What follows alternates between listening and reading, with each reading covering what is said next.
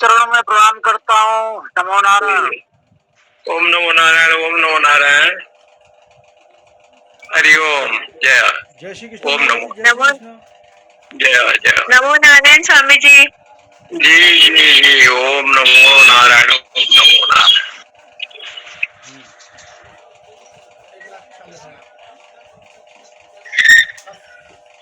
वो कल आएगा उठाने के लिए।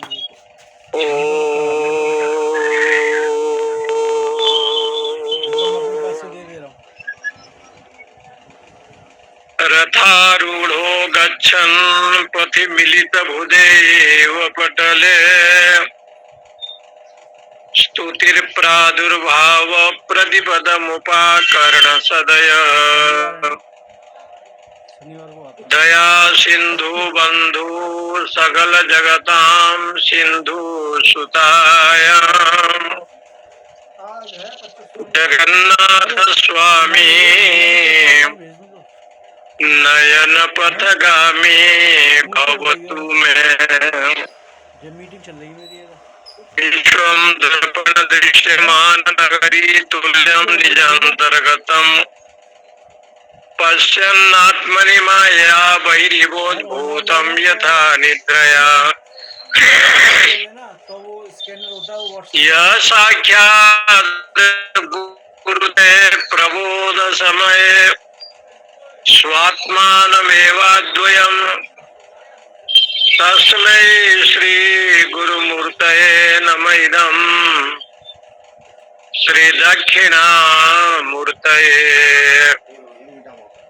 ओम सहनावतु सहनो भुनक्तु सह वीर्यं करवावहे तेजस्विनावधीतमस्तु मा विद्विषावहे।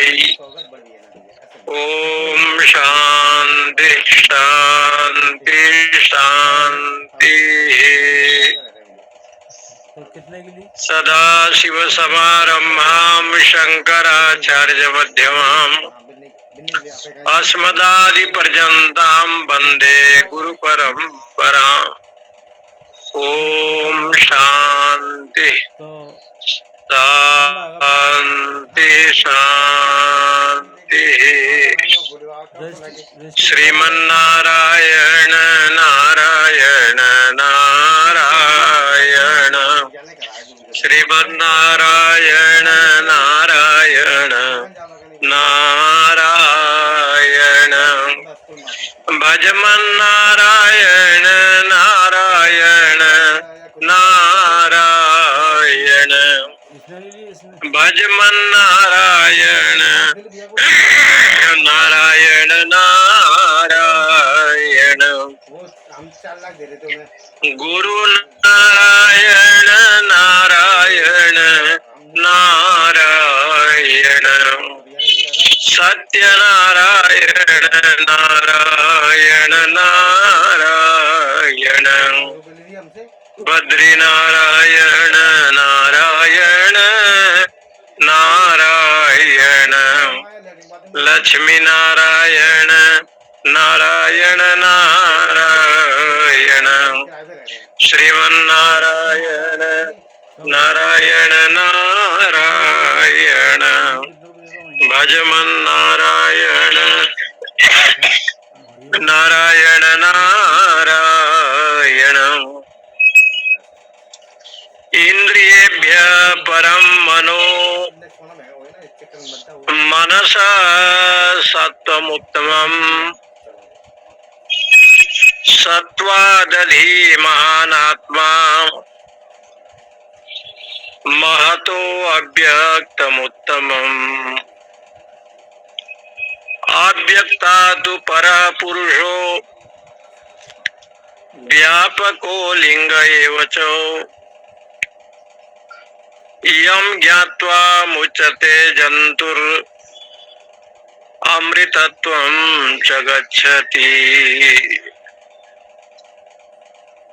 कठोपनिषद दूसरे अध्याय के तीसरे बल्ली का 7वां मंत्र के ऊपर विचार है। यहाँ पर ये विचार किया गया है कि जो पूर्वोक्त जो मंत्र आया था, वो मंत्र में ये बताया था कि इंद्रियाणा पृथक भावम उदयस्ता मयोचयत, इसलिए पृथक उत्पद्यमानानां मत्वा धीरो न सोचति। जो ब्रह्म तत्व है वो शास्त्रों में उसको जब प्रतिपादन किया ब्रह्म का, तो ब्रह्म शब्द का अर्थ ही वेदांत में व्यापक, व्यापकत्वात् इति ब्रह्म, जो अखंड व्यापक है उसी को ब्रह्म कहा गया। अर्थात तो ब्रह्म जिज्ञासा के ऊपर जब ब्रह्म शब्द की व्याख्या की गई, तो ब्रह्म को आप किसको ग्रहण करेंगे? तो ब्रह्म सूत्रादि ग्रंथों में परमात्मा का जब निरूपण किया गया और उसमें विष्णु सहस्त्र नाम में भी जब परमात्मा का वर्णन किया तो कहा अप्रमेयो ऋषिकेश, जो ऋषिकेश है अप्रमेय है। प्रमाण, प्रमाता, प्रमेय, ऐसे शब्द का प्रयोग आता है। प्रमाण जो है यहाँ पर न्यायिक लोग 4 प्रमाण मानते हैं: प्रत्यक्ष प्रमाण, अनुमान प्रमाण, उपमिति प्रमाण, शाब्द प्रमाण। लेकिन गौतम ऋषि के जो मत है वो कहते हैं 4 प्रमाण है। प्रत्यक्ष प्रमाण वो लोग मानते हैं, इंद्रिय सन्निकर्ष जन्य ज्ञानम प्रत्यक्षम, इंद्रिय से जो देखा जाता है, आंख से रूप को देखा और मन का संबंध बना, ऐसे जो ज्ञान है, व्यवहार है, बुद्धि का विषय है, वो प्रत्यक्ष है। इंद्रिय जन्य ज्ञानम विषयम प्रत्यक्षम। फिर अनुमान प्रमाण को भी सिद्ध करते हैं, धुआं को देख करके, धूम को देख करके बन्ही का अनुमान। तो उन्होंने कहा कि भाई ये जो ज्ञान है, धूम को देख करके बन्ही का अनुमान, उसमें भी पंच अवयव वाक्य का प्रयोग न्याय वाले करते हैं और उसमें ये परामर्श हेतु जो उनके यहाँ व्याप्ति बनता है, व्याप्ति का अर्थ है हिंदी में संबंध। जैसे पति पत्नी का संबंध, गुरु शिष्य का संबंध, जैसे आचार्य और छात्र का संबंध, जैसे पिता पुत्र का जन्य जनक संबंध, जन्य हो गया बेटा, जनक हो गया उसके माता पिता, तो इसको कहते हैं जन्य जनक संबंध। इसी प्रकार से उसमें ये जो व्याप्ति बनता है, संबंध बनता है, वो व्याप्ति का लक्षण ये किया जाता है साहचर्य नियमो व्याप्ति, साथ साथ में जो रहे, साहचरति इति साहचर्यो। साथ साथ में जो रहता है उसको कहते हैं नैयायिक लोग व्याप्ति। साथ में कौन रहता है? तो उदाहरण के रूप में लीजिए, जैसे बन्नी है, आग। अग्नि के साथ कौन रहता है? तो बोले धुआं और अग्नि। धूम जो है अग्नि के साथ में दिखाई पड़ता है। जब यज्ञ करते हैं, लकड़ी गीला हो तो धुआं निकलता है, भले वो धुआं 2 मिनट के लिए हो, लेकिन लकड़ी के साथ, काष्ठ के साथ अग्नि का संबंध बनता है। इसलिए ये नियम बनाते हैं कि यत्र यत्र धूम तत्र तत्र बन्ही। जहां धुआं है वहां पर बन्ही है।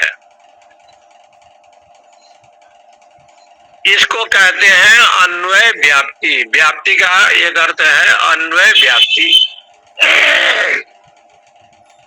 अन्वय व्याप्ति जहां होता है तो वहां पर प्रयोग होता है यत्र यत्र धूमः तत्र तत्र बन्ही। और एक व्याप्ति होता है व्यतिरेक व्याप्ति। जहां धुआं नहीं है वहां अग्नि नहीं है। यत्र धूमा भावः तत्र बन्या भावः। जहां धुआं नहीं है वहां बन्ही नहीं। ये हो गया व्याप्ति। अब धुआं जहां नहीं है, आजकल के जमाने में जहां गुजरात में गैस पाइपलाइन आता है या सिलेंडर गैस होता है तो धुआं नहीं दिखाई पड़ता। लेकिन जहां काष्ठ के साथ संबंध होता है वहां तो धुआं होता ही है। इसलिए जहां धुआं का अभाव होगा वहां बन्ही नहीं होगा।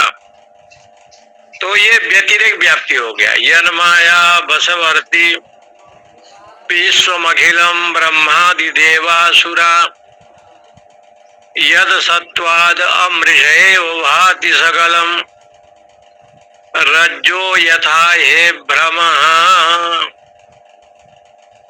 रज्जो यथा अहिर्भ्रम। ये देखो रामचरितमानस में गोस्वामी तुलसीदास जी ने भगवान का जब मंगलाचरण किया, वंदना की, यन माया बसवर्तीम अखिलम विश्वम। जिनके माया से संपूर्ण ब्रह्मांड मोहित है। यन माया बसवर्ती विश्वम अखिलम ब्रह्मादि देवासुरा। ब्रह्मा से लेकर के शिव तक, देवता असुर की बात तो छोड़िए, मोहित हो जाते हैं। ब्रह्मा जी वृंदावन में कृष्ण की बाल लीला में मोहित हुए, गौ बछड़ा का अपहरण किया और महादेव मोहिनी को देख करके मोहित हो गए। मोहिनी को आलिंगन जब भगवान ने किया तो आपका नाम पड़ गया हरिहर महादेव। मोहिनी अवतार को भगवान कितना दिव्य सुंदर थे कि उनको देख करके जो काम को भस्म करने वाला कामारी, वो शंकर भी मोहित हो गया। तुषाराद्रिशंकाश गौरम गभीरम मनोभूत कोटि प्रभा श्री शरीरम।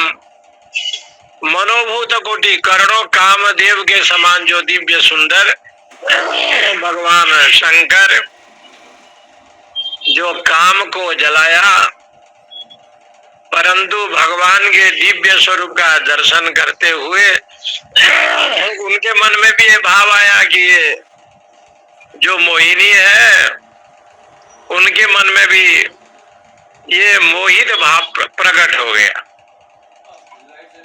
इसलिए कहते हैं कि ब्रह्मादि देवासुरा यत् सत्वाद अमृषेव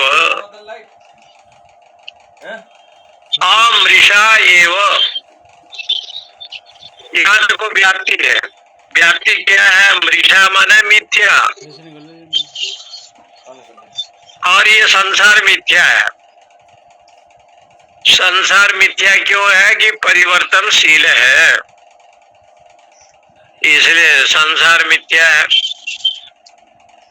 लेकिन मिथ्या होने पर भी कैसे दिखाई दे रहा है? तो कहा कि यत् सत्वाद अमृषा एव, है तो मिथ्या संसार,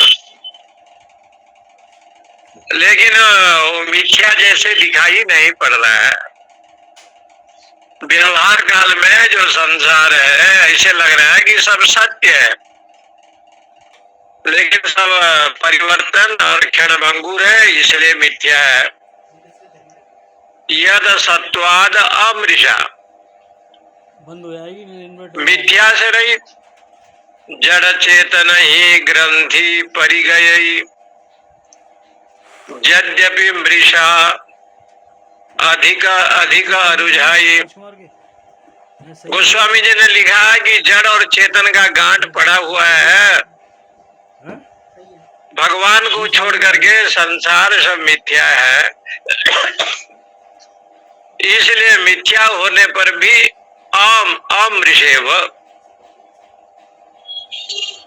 यद्यपि मृषा सब मिथ्या है, लेकिन जब ये संसार का चिंतन करता है अधिक अधिक अरुझाई, संसार के बंधन में आ जाता है और उसमें उलझ जाता है। इसलिए यहाँ कहते हैं कि यद सत्वाद अमृषा एव। कैसे? बोले यथा अहे, जैसे अहि माने सांप रज्जुआम, जैसे रज्जु में सर्प का भ्रम, रज्जु में सर्प दिखाई पड़ता है, रस्सी में तीनों कालों में सर्प नहीं होता, लेकिन दिखाई पड़ता है। इसलिए एक महात्मा जी का बड़ा अच्छा अभिप्राय है। वो महात्मा जी का कहना है कि भगवान का दर्शन हिरण्यकश्यपु ने किया, हिरण्याक्ष ने किया, शूर्पणखा ने की, कंस ने किया, चाणूर ने किया। उस ईश्वर का दर्शन हिरण्याक्ष हिरण्यकश्यपु ने किया, लेकिन दर्शन करने पर भी उसको प्राप्त नहीं हुआ। असुर ने किया,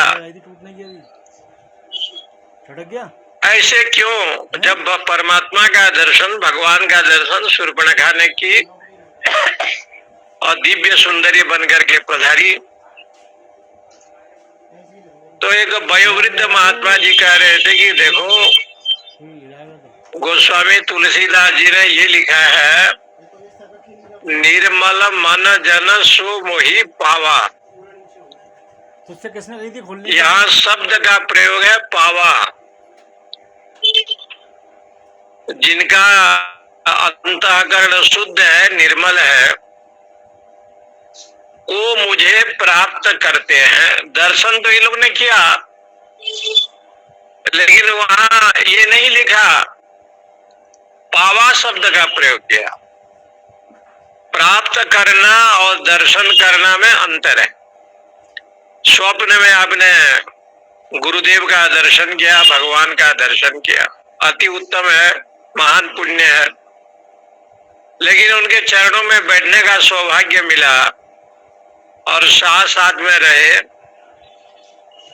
इसलिए वो शब्द कहते हैं, ये भले अवधी भाषा में हो, मैथिली में हो, लेकिन शब्द है पावा, निर्मल मन जन स्व मोहि पावा, प्राप्त किया मुझे। दर्शन तो ये दुर्योधन ने कई बार किया, ऐसे दर्शन तो कई बार असुरों ने भी किया, कुंभकर्ण ने भी देखा। तो बोले कि मम दर्शन फल परम अनुपा, जीव पाव निज सहज स्वरूप। मेरा दर्शन जिसको हो जाए वो तो मोक्ष को प्राप्त करता है, सहज स्वरूप को प्राप्त करता है। जटायु ने देखा तो प्राप्त किया, सवरी ने दर्शन किया तो प्राप्त किया। इसलिए यहाँ कहते हैं कुब्जा ने देखा तो प्राप्त किया। व्याधस्य चरणम ध्रुवस्य च भयो, विद्या गजेन्द्रस्य का, कुब्जाया किमुनाम रूपमधिगम प्रसन्न गुप्तम धनम, उग्रसेनस्य किम पौरुषम, सुदाम्नो किम तद्धनम। उग्रसेन तो जेल में थे, सुदामा कोई धनी नहीं था, कुब्जा कोई सुंदरी नहीं थी, विदुर कोई बड़े घर के नहीं थे, विदुर कोई ब्राह्मण नहीं थे, फिर भी उन्होंने प्रभु का दर्शन किया। विदुरस्य कहा जाती, सुदाम्नो किम धनम। इसलिए भक्ति तुष्यति केवलम न च प्रियो भक्ति प्रियो माधव। भगवान को तो भक्ति ही प्रिय है। इसलिए यहाँ पर कहते हैं कि रज्ज्वा यथा अहे भ्रम, जैसे रज्जू में सांप का भ्रम हुआ, भ्रम होने से भ्रांति ज्ञान में उसको सांप दिखाई पड़ा। इसी प्रकार से ये संसार क्या है, एक भ्रम ज्ञान है। संसार सत्य है अथवा ये देह सत्य है। इसलिए भगवान ने कहा कि भाई अव्यक्तादीनि भूतानि व्यक्त मध्यानि भारत, अव्यक्त निधनान्येव तत्र का परिदेवना। परिदेवना का अर्थ है शोक मत करो। इसलिए यहाँ पर जो अन्वय व्याप्ति हुआ,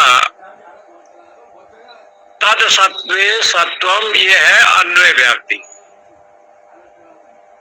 और तद अभावे अभावत्वम, ये है व्यतिरेक व्याप्ति। व्याप्ति का क्या लक्षण? साहचर्य नियमो व्याप्ति, साथ साथ में जो रहे उसको कहते हैं व्याप्ति, संबंध। ऐसा जो व्याप्ति का विषय बनता है वो व्याप्ति क्या है? तो परामर्श जन्य ज्ञानम, आंखों से देखा हुआ अथवा सुना हुआ अनुमान से ये व्याप्ति बनता है। तो कहा कि ऐसे जो व्याप्ति का जो विषय है, जो संबंध है, वो कहाँ पर बनेगा? तो कहा अनुमान प्रमाण से लोग सिद्ध करते हैं। नैयायिक लोग अनुमान प्रमाण से सिद्ध किया। अनुमान क्या है? कहा पर्वतो बन्नीमान, ये पहाड़ में धुआं है, ये पहाड़ में अग्नि है। क्यों? ये पहाड़ में धुआं दिखाई दे रहा है, चबूतरे में धुआं है, लोग झाड़ू लगाते हैं, आग लगा देते हैं तो धुआं दिखाई पड़ता है। तो कहा पर्वतो बन्नीमान धूमवत्वात्, ये धुआं वाला है। कहाँ पर धुआं है? बोले महानसम, जहां लोग भोजन बनाते हैं, जहां लोग भोजन बनाते हैं वहां धुआं दिखा गया। ये इसको कहते हैं परामर्श। अब कहा कि ये जो परामर्श ज्ञान हुआ तो इंद्रियों को लोग, एक इंद्रिय नेत्र है तो रूप को देखेगा, एक इंद्रिय कान है तो शब्द का श्रवण करेगा, एक इंद्रिय जो है नाक है तो सुगंध दुर्गंध को लेगा, एक ज्ञानेंद्रिय त्वचा है तो ईश्वर से करेगा, 5 कर्मेंद्रिय हैं, 5 ज्ञानेंद्रिय हैं, अपने अपने विषयों में वो सब लोग रमण करते हैं। तब हमारे यहाँ एक बड़ा वेदांती हुआ है, नाम है कुमारिल भट्ट। वो जो भट्ट ब्राह्मण है कुमारिल, वो कहता है कि जो 4 प्रमाण तुम लोग मानते हो, हम और 2 प्रमाण को बढ़ाएंगे। प्रत्यक्ष, अनुमान, उपमिति, शब्द, अनुपलब्धि, अर्थापत्ति, 6 प्रमाण को मानते हैं कुमारिल भट्ट। 6 प्रमाण को मानते। उसमें एक बहुत बड़ा विद्वान हुआ, विद्वान का नाम है बृहस्पति। बृहस्पति नाम के एक बड़े विद्वान हुए। वो बहुत सुंदर बोलता था, बहुत मीठा बोलता था, और इतना बढ़िया मीठा बोलता था तो ये लोग उसके बस में आ जाते। इसलिए पढ़े लिखे विद्वानों ने उनका नाम रख दिया चार्वाक। चार्वाक, चारु भक्ति इति चार्वाक। जो बहुत मीठा बोले उसको बोलते हैं चार्वाक। चार्वाक जो है, इनका नाम पड़ गया बृहस्पति। जो विद्वान था उसका नाम हो गया चार्वाक। चार्वाक ने समझाया कि देखो, कम कर आवाज अपने कान में लगा ले। इंद्र जी और बैलोचन दोनों तो आत्मा की प्राप्ति के लिए ब्रह्मा के पास गए, लेकिन विरोचन को जल्दी आत्मा का दर्शन हुआ। तो असुरों ने पूछा कि कैसे हो गया? बोले अपने प्रतिबिंब को दर्पण में देखा, और दर्पण में जैसे मुख को देखा तो उसके मुख दिखाई पड़ा। मुखाकृति को देख करके बैलोचन को ज्ञान हुआ कि अयम आत्मा, ये आत्मा है जो चेहरा है। और जिस आत्मा की बात वेदांत करता है, ये अपने जीविका कमाने के लिए लोगों ने प्रचार किया है। त्रयी वेदस्य कर्तार, पहले आपको मैंने बताया था एक बार, वेद को 3 लोग ही बनाए, धूर्त, भांड, निशाचर। धूर्तों ने बनाया, भांडों ने बनाया जो ज्यादा बोलने वाले हैं, और निशाचरों ने बनाया। त्रयी वेदस्य कर्तार, धूर्त, भांड, निशाचर। लेकिन बड़े बड़े ऋषियों ने, कण्व ऋषि ने, पतंजल ऋषि ने, भगवान वेदव्यास जी ने, इन लोगों ने कहा कि वास्तविक में जो वेद है, वेद को कोई बनाना नहीं, बनाया नहीं। वेद का कोई कर्ता नहीं है। जो वेद है वो तो परमात्मा के श्वास और प्रश्वास से प्रकट हुआ है, इसलिए उनको अपौरुषेय मानते हैं। किसी पुरुष ने नहीं बनाया, कलम कागज से कोई ग्रंथ नहीं लिखा, इसलिए वेद प्रमाण है। इस बात को दयानंद सरस्वती, आर्य समाज के संस्थापक स्वामी जी ने भी प्रमाणित माना कि वेद को तो कोई पुरुष ने नहीं बनाया, वो तो अपौरुषेय है,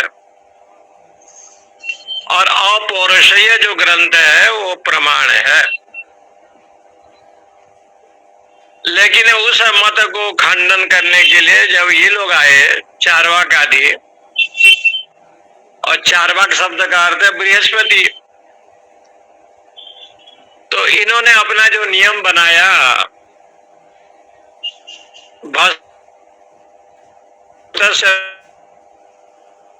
कुतः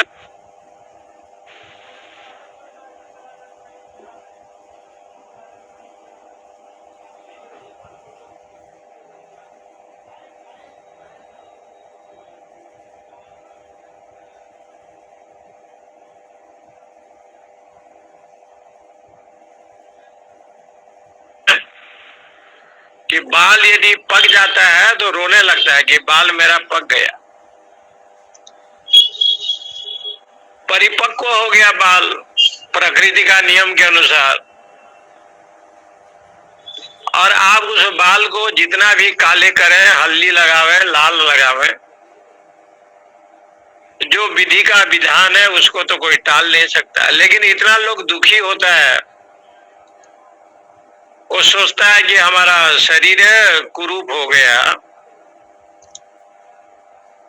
शास्त्र कहता है कि भाई ये जो ऐसे जो अज्ञान का जो विषय है यही चार्वाक मत है। इसलिए उन्होंने कहा कि यावत जीवन सुखम जीवित, सुख पूर्वक जीना चाहिए, विषय भोग में ही आनंद लेना चाहिए। ऋणम कृत्वा घृतम पिबेत भस्मीभूतस्य देहस्य पुनरागमनः कुतः। चार्वाक जो बृहस्पति है उसके सिद्धांत को जो लोग मानते हैं, विशेष करके जैन और बौद्ध धर्म जो नास्तिक हैं, ये लोग जो मानते हैं, वो कहते हैं जिस आत्मा की बात आप करते हो आत्मा कोई दूसरा नहीं है, देह ही आत्मा है। लेकिन कठोपनिषद में जिस आत्मा की बात अभी उठाई, जिस भगवान की बात उठाई है, वो कहते हैं कि आत्मा को आप 6 प्रमाण से घटाओ। प्रत्यक्ष प्रमाण, अनुमान प्रमाण, उपमिति प्रमाण, शब्द प्रमाण, अनुपलब्धि, जो अभी उपलब्धि नहीं है, अनुपलब्धि है। वायु दिखाई देता है या नहीं दिखाई देता? वायु तो दिखाई देता नहीं है, लेकिन आप तो नहीं कह सकते कि उपलब्धि नहीं है। वायु का रूप कोई देखा नहीं, वायु स्पर्श करता है, लेकिन एक कहा कि वायु है ही नहीं, वायु नहीं है। दूसरे ने कहा कि वायु अस्ति। अब नचिकेता ने कहा कि आत्मा है कि नहीं है। यदि आत्मा नित्य है तो मृत्यु किसका होता है, और आत्मा नहीं है तो आप किसको लाते हैं? येयम प्रेते विजिगित्सा मनुष्य नायम अस्तिति इति चेके। नचिकेता के विषय को सुनकर के जमराज ने कुछ ऐसे विषय होते हैं कि आप बहुत बोलेंगे तो समझ में नहीं आएगा, जब तक प्रत्यक्ष प्रमाण से नहीं देखेगा तो समझ में नहीं आता। जैसे भगवान ने गीता जी में कहा है, यतन्तो योगिनः शयनम। योगी लोग जिसको देखते हैं, ऐसे जो महापुरुष लोग होते हैं उनके प्राण उत्क्रमण नहीं करते, इसलिए उसको जो है ना योगी लोग ही देखते हैं, अज्ञानी लोग नहीं देखते। तम अक्रतु पश्यति अणोरणयान महतो मह्यान तम अक्रतु पश्यति। साधक लोग ही ब्रह्म तत्व का दर्शन करते हैं, ऐसे बताया।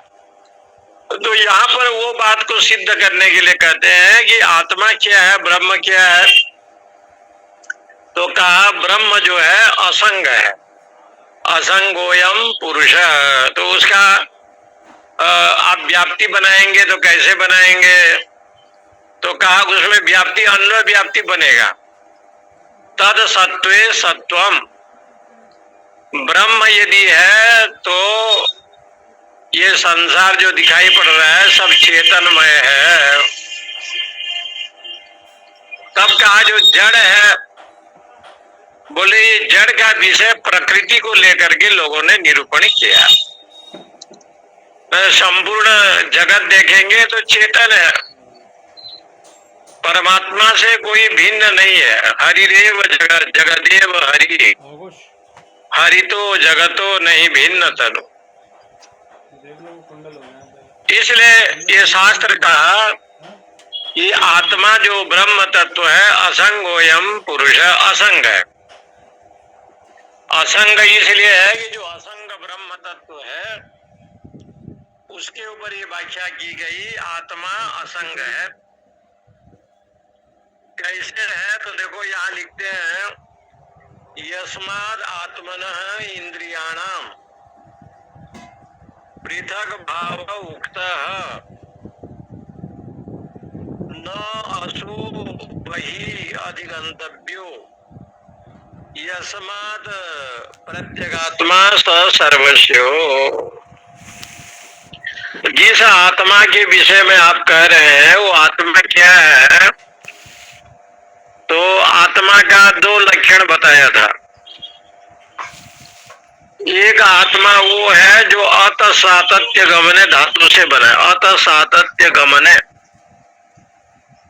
धातु से आत्मा बनता है। अत सातत्य गमने धातु से मनिन प्रत्यय करेंगे तो आत्मना शब्द बनता है। आत्मना, आत्मन शब्द का अर्थ होता है बेटा बेटी पुत्र संतान, और उससे आत्मा शब्द बनता है तो उसका अर्थ होता है यच आपनोति, जो अखिल ब्रह्मांड में व्यापक है उस परमात्मा को आत्मा कहते हैं। एक अर्थ है ऐसे। दूसरा अर्थ है अधभक्षण। अधभक्षण धातु से आत्मा शब्द बनता है। उसका अर्थ होता है जहाँ ब्राह्मण और क्षत्रिय दाल चावल है, सब्जी है, मृत्यु जहाँ सब्जी है, ऐसा जो ब्रह्म है उसको भोजन करता है। ब्रह्मम च क्षत्रम च उभे भवत ओदना, ऐसे उपनिषद में आया। कालोस्मि लोक जगत है कृत प्रभु, तो मैं काल बन करके सबको नाश करता हूँ, भक्षण करता हूँ, भगवान ने कहा गीता जी में। इसलिए वो जो मृत्यु स्वरूप है उसका अर्थ होता है आपनोति आदत्ते इति आत्मा, उसको आत्मा कहते हैं। अखंड जो चेतन ब्रह्म तत्व है वो आत्मा है। अब कहा कि आत्मा का दर्शन करना है तो आत्मा के विषय में यहाँ पर ये लिखते हैं कि आत्मा में जो इंद्रियां हैं, मन है, बुद्धि है, सबसे पृथक तत्व जो है ना ये ब्रह्म तत्व है। कैसे पृथक तत्व है?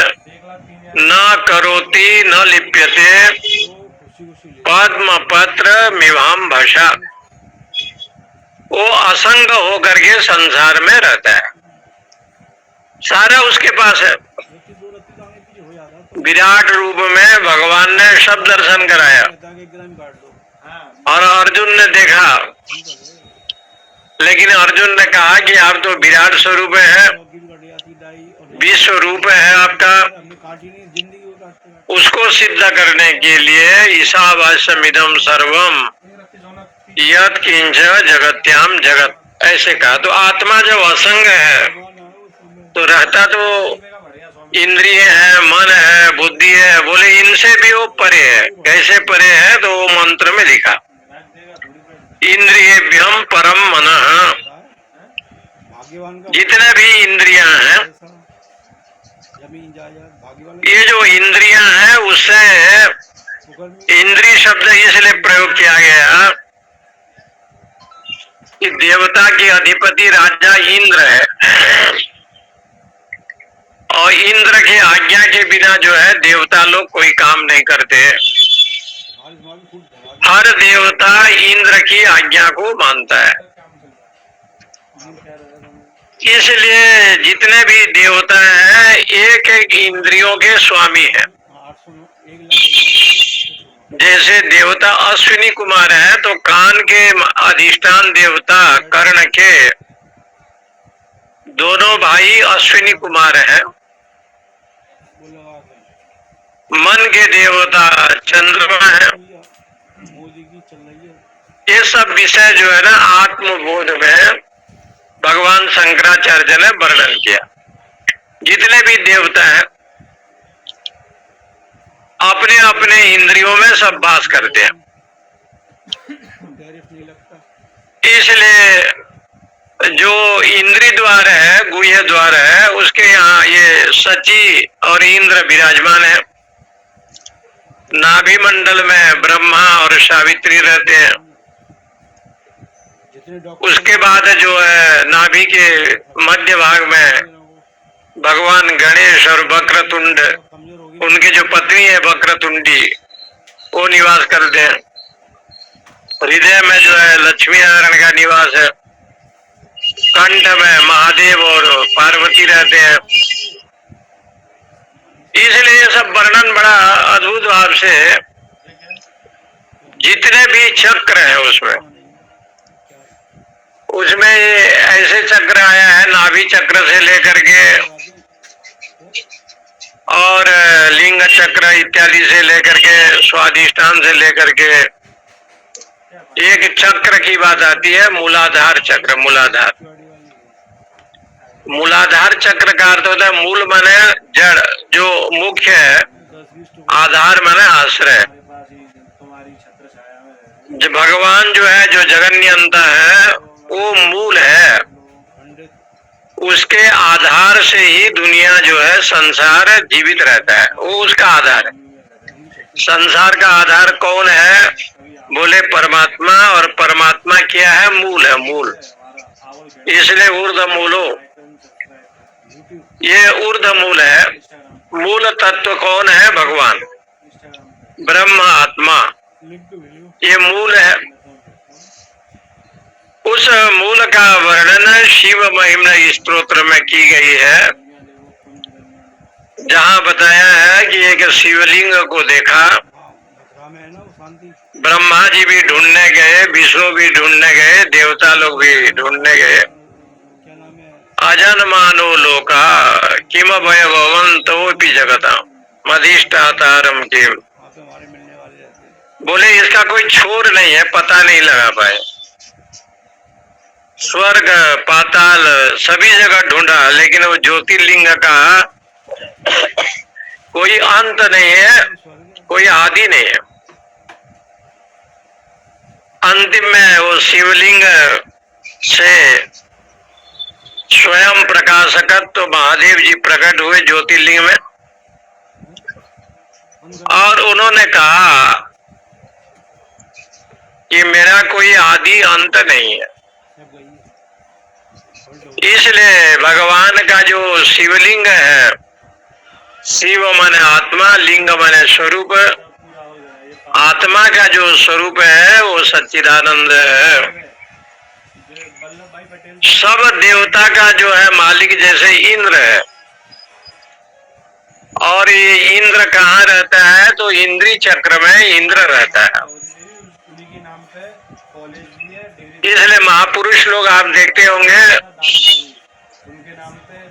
उदासीन संप्रदाय में देखो और अभी अखाड़े में देखो कि मई जून के दिन चारों तरफ आग लगा करके जून के महीने में बीच में बैठते हैं लोग मध्याह्न में। ये अमरकंटक में कल्याण दास बाबा जी के आश्रम है। वो स्वामी जी अभी भी हैं, और क्या नाम है ध्यान नहीं है, लेकिन वो देखते हैं कि अघोरी बाबा लोग जो है चारों तरफ आग लगा करके, हाँ, कल्याण दास के आश्रम में, वो अमरकंटक में देखे, गिरनारी में देखे, जूनागढ़ में देखे,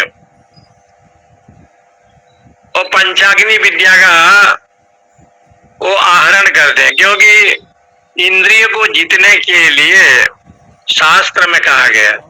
इसलिए हमारे यहाँ तो एक ऋषि दुर्वासा को दुर्वासा इसलिए बोला गया कि ये दूब का रस बनाते थे, दूब का रस, और दूब के रस को पत्थर में पीट करके 1-2 चम्मच जो निकलता था उसको पीते थे, फैंसी में वैसे क्योंकि प्राण को धारण करने के लिए कुछ न कुछ लेना पड़ेगा। सेटिंग बन जाएगी। और भगवान की तपस्या करते थे, तो 3-4 ग्राम में इसलिए उनका नाम पड़ गया दुर्वासा। दुर्वा आस्ते इति दुर्वासा, ऐसे शास्त्रों में बताया। अगस्त महामुनि समुद्र को पान कर सकते हैं। है ना, एक ही बात है वो। आतापी बातापी का वध भी उसने किया। विंध्याचल बढ़ रहा था तो अगस्त मुनि को प्रणाम किया, उनके गुरुजी थे। 500 गैस का विंध्याचल को उठने की आज्ञा नहीं दिया, कहा दक्षिण भारत से लौट करके जब आएंगे तब उठना। तो महर्षि अगस्ती, जिनके पत्नी का नाम है लोपामुद्रा, लोपामुद्रा अगस्त महामुनि विवाह करने के लिए राजा के घर में जब गए, 140 उनके लड़की का नाम था लोपामुद्रा। 1.25 लाख सोना वो। अगस्त महामुनि जी ने कहा कि इनसे हमको ये कन्या हमको दे दो भाई। राजा ने कहा ये तो बुजुर्ग है छोटे बड़े में नहीं। और मेरी राजकुमारी, लेकिन बिना सोचे समझे ब्रह्मर्षि को जब दिया तो लोपामुद्रा ने देखा कि मेरा पति जो है पूर्ण तपस्वी है, तो वो भी तपस्वी वेश धारण किया। ब्रह्मांड पुराण में ये कथा आती है कि भगवती लोपामुद्रा जी ने श्री राज राजेश्वरी त्रिपुरा सुंदरी माता की आराधना की, और उस साधना के बल पर, अभी वो फेस नहीं आ रहा डाई वाले लोग। श्री विद्या के साधना के बल पर अगस्त महामुनि, हमारा आ रहा बोल नहीं आ रहा। उन्होंने भी साधना की तो जगदम्बा प्रसन्न हुई। क्योंकि अगस्त का जन्म जो है ना घड़े से हुआ था, एक कुंभ से हुआ था। मंत्र शक्ति के द्वारा उस कुंभ से अगस्त महामुनि प्रकट हुए थे, इसलिए आपका नाम पड़ गया कुंभज। कुंभ से जन्म लिया, इसलिए भगवान रामचंद्र जी ने अंतिम जो गुरु अगस्त को बनाया। वशिष्ठ महाराज इनके कुलगुरु रहे, विश्वामित्र महामुनि भी गुरु रहे, और अगस्त से राम और रावण के युद्ध में आदित्य हृदय स्तोत्र का पाठ कैसे विधि विधान से करना चाहिए भगवान राम को प्रदान किया गया। रावण को जीतने के लिए आदित्य हृदय स्तोत्र का पाठ हुआ और वो पाठ किया गया। इससे सिद्ध होता है कि जो अगस्त कुंभज है और उनके धर्म पत्नी लोपामुद्रा, जैसे अनुसया की कथा आती है वैसे लोपामुद्रा का भी चरित्र है। और लोपामुद्रा को वस्त्र चाहिए, ये सब विषय चाहिए, तो महर्षि अगस्त जी ने आतापी बातापी इस असुरों का वध किया।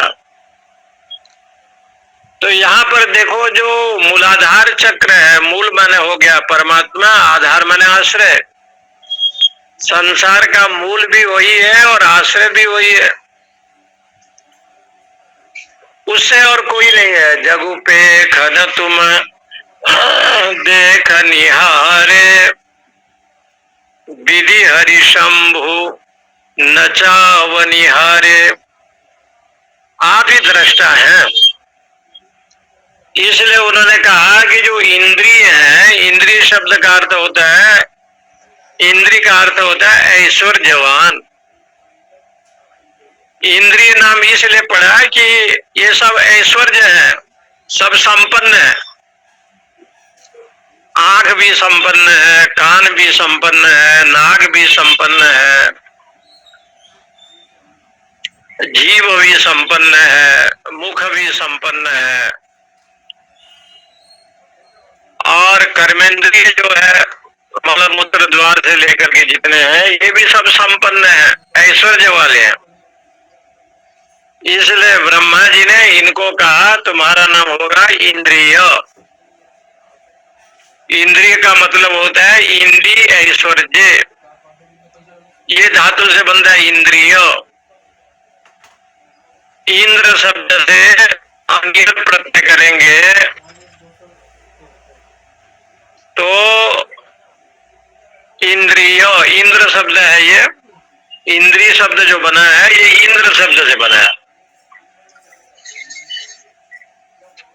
अनियर प्रत्यय न करके दूसरा भी प्रत्यय होता है, छ प्रत्यय होता है, तो उसको ये आदेश हो जाता है आयनीय फटक छकाम प्रत्यादीनाम सूत्र से छ को ये हो जाता है तो बन जाएगा इंद्रिय। इसलिए इंद्रिय में ह्रस्व इकार है, दीर्घ इकार नहीं है। और ये शब्द कैसे बना तो कहते हैं इंद्र शब्द से बना, इंद्र शब्द। ये जो इंद्र है ये सची के साथ शरीर में रहता है। देवताओं का अधिपति भगवान इंद्र, मेघों के अधिपति भगवान इंद्र, संपूर्ण सुख भोग के अधिपति इंद्र, अप्सराओं के अधिपति इंद्र, और इंद्र का बेटा का नाम ही काम है। रति काम के आप जो है रति के ससुर जी हैं और काम आपका पुत्र है। तो जो चारों पुरुषार्थ में काम नाम की पुरुषार्थ है, जो जीव कामना करता है, और उनको अनेक प्रकार, जैसे जो कामना होता है, अनेक प्रकार की कामना किसको होता है? इंद्र को होता है। इसलिए इंद्र को, जैसे इंद्र के गण हैं, इसी प्रकार से जो शरीर में जो कामना आप करेंगे, इच्छा जो करेंगे, बिना इंद्रिय के नहीं होगा। इंद्रिय का व्यवहार आपको करना पड़ेगा, मन उनके साथ रहेगा क्योंकि मन देवता है, इंद्र है। इसलिए इंद्रियों के मालिक तो मन है। इसलिए इन्होंने कहा कि इंद्रिय, इंद्रिय शब्द का प्रयोग किया। संसार की कामना, प्रपंच की कामना, ये सब जितने भी कामना है वो मन के द्वारा होगा। लेकिन इसलिए यहाँ पर बताया कि मन को समझ लो देवता के अधिपति, जैसे इंद्र है ऐसे इंद्रियों के अधिपति। इसलिए इंद्रिय शब्द का प्रयोग किया गया। इंद्रियेभ्य बहुवचनांत दिया गया। इंद्रियों से, जो इंद्रिय शब्द है, कैसे इंद्रिय है तो कहते हैं जैसे कमरा बनाए और बढ़िया जो है दीवार लगाया और छोटे छोटे खिड़की लगाए, और वो खिड़की में वायु हवा पास करने के लिए सुंदर झरोखा लगाया, और झरोखा में बैठ करके, खिड़की में बैठ करके आप जैसे देखते हैं, ऐसे ये शरीर में ये थोड़ा खिड़की लगा दिया गया। बोले ये खिड़की कौन है? कान है, नाक है, आंख है। तो इसमें कौन बैठे हैं? बोले इंद्रिय लोग बैठे, इंद्रिय लोग। ज्ञानेन्द्रिय कर्मेंद्रिय को झरोखा कहा। इंद्रिय द्वार झरोखा नाना, जहां तहां बैठे सुर करी थाना, आवत देखई विषय बयारी। तो बोले वो झरोखा में, खिड़की में तो वायु तो चलना चाहिए। बोले वायु तो चल ही रहा है। बोले कौन सी वायु? विषय, विषय रूपी वायु। ये विषय रूपी वायु चलता है, विषय बयारी। ते हटी देई कपाट उघारी। हाँ, बड़ा अच्छा लिखा। इसलिए उत्तरकांड में गोस्वामी जी ने इनका वर्णना किया। इंद्री द्वार झरोखा दाना, जहां तहां बैठे सुरगरी थाना, आवत देखई विषय बयारी, ते हटी देई कपाट उघारी। बड़ा अद्भुत भाव से गोस्वामी जी ने वर्णन किया है। कहते हैं इसलिए इनको जो है ब्रह्मा जी ने जो कर्म करते हैं उनको कर्म रूपी इंद्रिय बताया, और जो ज्ञान को बुद्धि के को आगे बढ़ाते हैं, बुद्धि का विषय है, उसको ज्ञानेंद्रिय कहा गया। ज्ञान है वो इंद्रिय, ज्ञान को जो देते हैं वो तो हो गया ज्ञानेंद्रिय, और जो कर्म को प्रदान करते हैं वो हो गया कर्मेंद्रिय। अब भगवत गीता में जाएंगे तो भगवान कहते हैं मना षष्ठानि इंद्रियाणि प्रकृति स्थानी कर्षति। यहाँ तो 10 इंद्रिय की बात कही, लेकिन भगवत गीता में भगवान ने कहा कि मन को भी इंद्रिय मान लो। मना 6वां इंद्रिय है, ज्ञानेंद्रिय में मन को भी लिया गया। मना षष्ठानि इंद्रियाणि, मन को इसलिए लिया गया, बिना मन से कान में कलम आप रखे हैं लेकिन कलम को ढूंढ रहे हैं, पेन कहाँ चला गया। बोले क्यों चला गया? बोले मन नहीं है यहाँ, मन सब्जी की दुकान में है या बाजार में है, तो कान में ढूंढ रहा है कि पेन कहाँ है। इसलिए उसने कहा कि मन को तो बिना रखे इंद्रियों से व्यवहार तो बनेगा नहीं, इसलिए उन्होंने कहा मन को भी रखो। इसलिए भगवान ने कई जगह पर प्रसंग के अनुसार गीता जी में मना षष्ठानि इंद्रियाणि प्रकृति स्थानी कर्षति ऐसे बताया। 6वां इंद्रिय है ज्ञानेंद्रिय, मन को बताया। कई कई जगह पर जैसे संदर्भ चला, प्रसंग चला, मयेव मन आधत्स्व, मुझ में मन दो और बुद्धि भी दो। संकल्प विकल्प जितना होता है ये सब छोड़े, अपना स्वधर्म करते हुए अपना मन मुझ अभय चरण में प्रदान करे। इसलिए बुद्धि भी दो कहते हैं भगवान। जो निश्चय करना है निश्चय करो, ब्रह्म सत्यम जगन मिथ्या, जीवो ब्रह्मेव नापरः, श्लोकार्धेन प्रवक्ष्यामि यदुक्तम ग्रंथ कोटिभी। ब्रह्म ही सत्य है, जगत तो मिथ्या है, जगत मिथ्या। इसलिए यहाँ पर ये शब्द की व्याख्या की, इंद्रियेभ्यम परम मना, इंद्रियों से परे उत्कृष्ट, पर शब्द कहता है उत्कृष्ट, ये मन है। इंद्रियेभ्यम परम मन इत्यादि, इंद्रिय से मन परे है, श्रेष्ठ है। क्यों श्रेष्ठ है? जैसे एक पति है, उसके 10 पत्नी है और 10 पत्नी को लेकर के घर चलाता है और बहुत सुंदर ढंग से चलाता है। 10 पत्नी उसके हैं लेकिन पति तो एक है। कृष्ण तो एक थे लेकिन उनके तो कितने सेविका और महारानी थे भगवान के, लेकिन सबको जो है ना सुचारू रूप से भगवान चलाते थे। तो बोले कि सुचारू रूप से आप कैसे चलाते हैं, इनके लिए क्या सम्मान करते हैं? तो भगवान ने कहा मुझे लोग अच्युत कहते हैं, अच्युत है। और ऋषिकेश मेरा नाम है, ऋषिकेश। इंदिरा मंदिरम चेतसा सुंदरम अच्युतम केशवम राम नारायणम। आपका नाम अच्युत है क्योंकि आपका इंद्रियां धर्म को छोड़ते नहीं है, धर्म से विचलित नहीं होते। धर्मपरायण हैं, और आपको जो है ऋषिकेश कहा गया, इसलिए उन्होंने कहा, ऋषिकेश इसलिए कहा गया, ऋषि कहते हैं इंद्रियों को उनके स्वामी, चाहे 10 इंद्रियां हो, मन हो, बुद्धि हो, सबके मालिक है, भगवान है।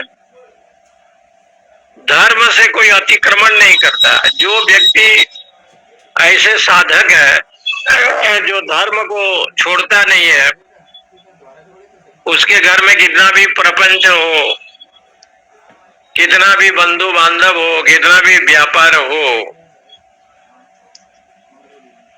इसलिए आज देखिए आप, कोई भी धर्म कार्य जब विषय चलता है, ये बड़े बड़े धनाढ्य लोग महापुरुषों के चरणों में इसलिए जाते हैं कि उनका धन भी पवित्र हो, उनका मन भी पवित्र हो, तन भी पवित्र हो। बड़े बड़े जो संत हैं उनके चरणों का आश्रय लेते हैं। इससे सिद्ध होता है भगवान का 2 नाम है, अच्युतम केशवम राम नारायणम। एक अच्युत नाम है, नाम तो बहुत है, लेकिन एक ऋषिकेश भी नाम है, जो इंद्रियों के स्वामी है। इसलिए यहाँ पर कहते हैं इंद्रियों से उत्कृष्ट मन है। ऐसे क्यों बताया? मन तो केवल संकल्प विकल्प करेगा, लेकिन उसका मूर्त रूप इंद्रियां करके। जब तक इंद्रियां साथ नहीं देगी, आंख नहीं देखेगा रूप को, तो मन चलायमान नहीं होगा।